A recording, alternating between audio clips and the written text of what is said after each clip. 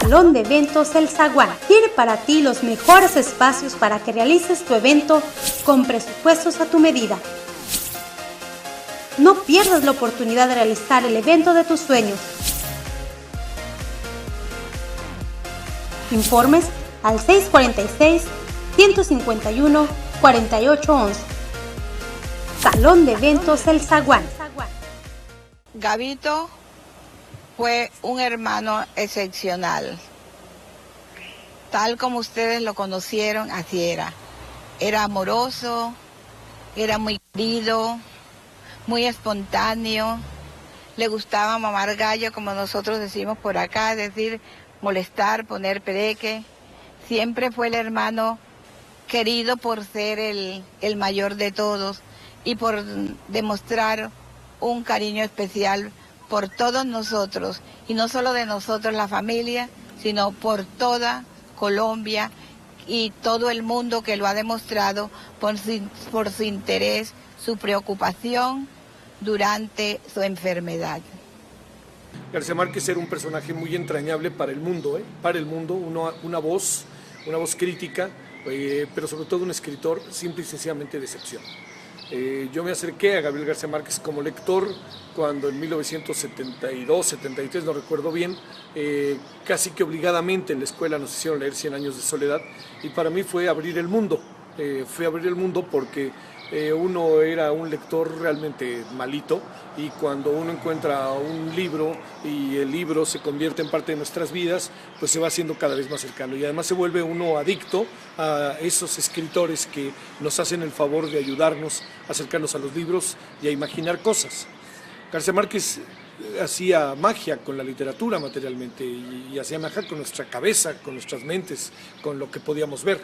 Ahora que los ladros perran, ahora que los cantos gallan, ahora que al bando la tocas las altas suenas campanan, y que los ebusnos burran, y que los gorjeos pájaran, y que los gruños marranan, vengo a penarte mis cantas, ventano de tus debajas.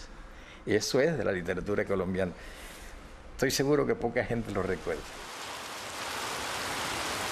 Gabriel García Márquez nació el 6 de marzo de 1927 en Aracataca, pequeño municipio del departamento del Magdalena en la costa caribe colombiana.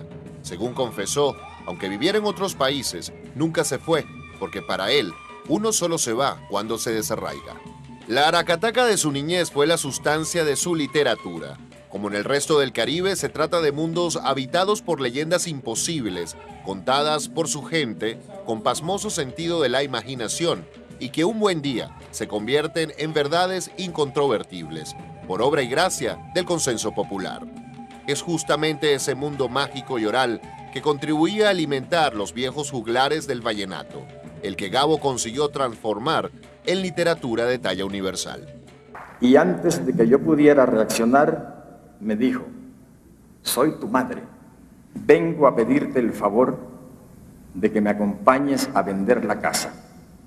No tuvo que decirme cuál ni dónde, porque para nosotros solo existía una en el mundo, la vieja casa de los abuelos de Aracataca, donde tuve la buena suerte de nacer y de donde salí para no volver poco antes de cumplir los 8 años.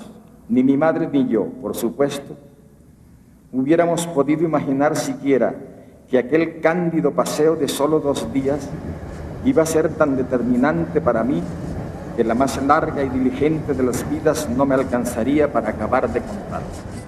Años después recordaría la impresión que dejó en ese muchacho hondamente caribe su arribo con 13 años a Bogotá para culminar la secundaria en el internado de una población cercana.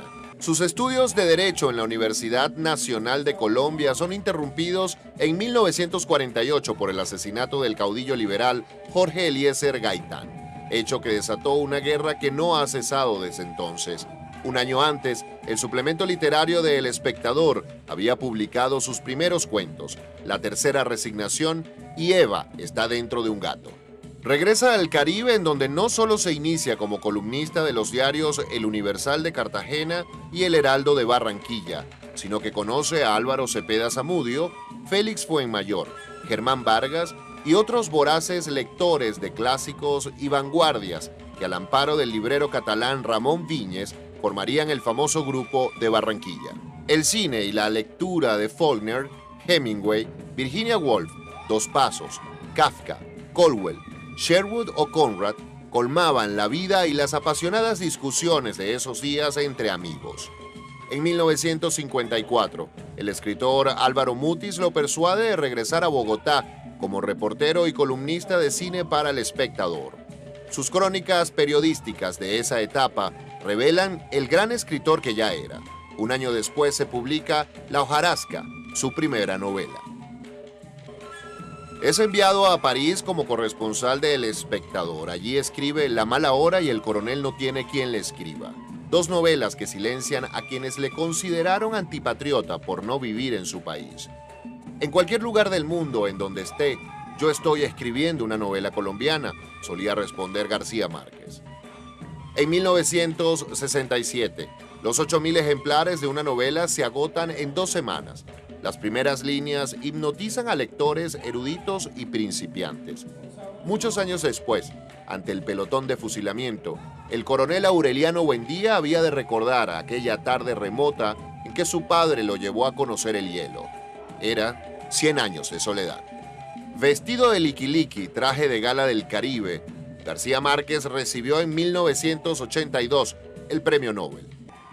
Los inventores de fábulas que todo lo creemos, nos sentimos con el derecho de creer que todavía no es demasiado tarde para emprender la creación de la utopía contraria, una nueva y arrasadora utopía de la vida, donde nadie pueda decidir por otros hasta la forma de morir, donde de veras sea cierto el amor y sea posible la felicidad, y donde las estirpes condenadas a 100 años de soledad tengan por fin y para siempre una segunda oportunidad sobre la tierra. El otoño del patriarca, los funerales de la mama grande, crónica de una muerte anunciada y el amor en los tiempos del cólera, entre muchos otros títulos, configuran ese universo que ya se define como García Marquiano o Macondiano, en donde el Caribe se nos revela como el espacio por excelencia del realismo mágico. En 1989 se publica El general en su laberinto, hermoso título para una novela biográfica sobre los últimos días del libertador Simón Bolívar. Durante los primeros 8 años de mi vida ocurrieron o tuve las experiencias que luego he elaborado poéticamente, literariamente a través de toda mi vida. Y pocas experiencias posteriores me han sido tan útiles como las de la infancia. En realidad yo podría decir que toda mi obra tiene su cantera en los primeros años de la infancia.